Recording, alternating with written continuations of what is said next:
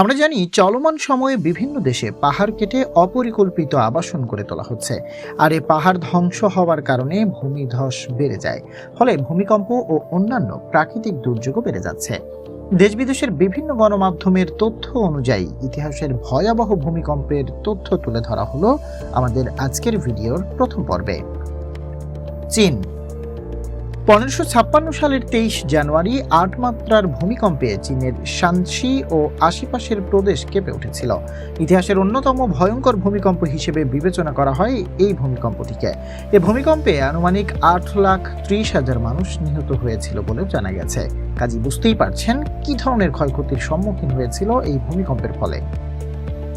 Lisbon, পর্তুগালের রাজধানী Lisbon 1755 সালের 1 নভেম্বর লিসবনে আঘাত হানা শক্তিশালী ভূমিকম্পের মাত্রা ছিল 8.7। ওই সময়ে শহরটির প্রায় অর্ধেক মানুষ প্রাণ হারিয়েছিল এই ভূমিকম্পে। কাজে বুঝতেই পারছেন একটি ভূমিকম্প একটি শহরের কত বড় ক্ষতি করতে পারে। চিলি লাতিন আমেরিকার দেশ। এদেশের দক্ষিণাঞ্চলে 1960 সালে একটি ভূমিকম্প হয়েছিল।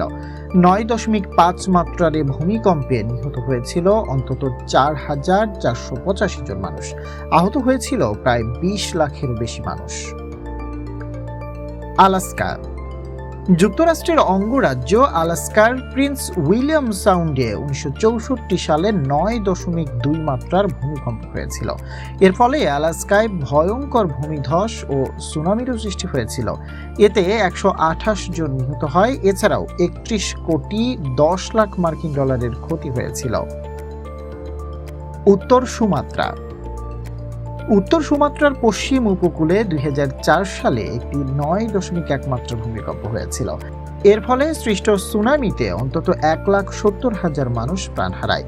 অনেক লাশ উদ্ধার করা সম্ভব হয়নি। এশিয়া ও পূর্ব আফ্রিকার 14টি দেশে অনুভূত হয়েছিল এই ভূমিকম্প ও সুনামি।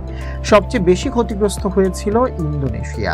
দেশটির মৎস্য শিল্প ও কারখানার প্রায় 60% ধ্বংস হয়ে যায় এ সময়ে। আপনি যদি এই পর্যন্ত আমাদের ভিডিওটি দেখে থাকেন তাহলে লাইক শেয়ার দিয়ে আমাদের সাথেই থাকুন।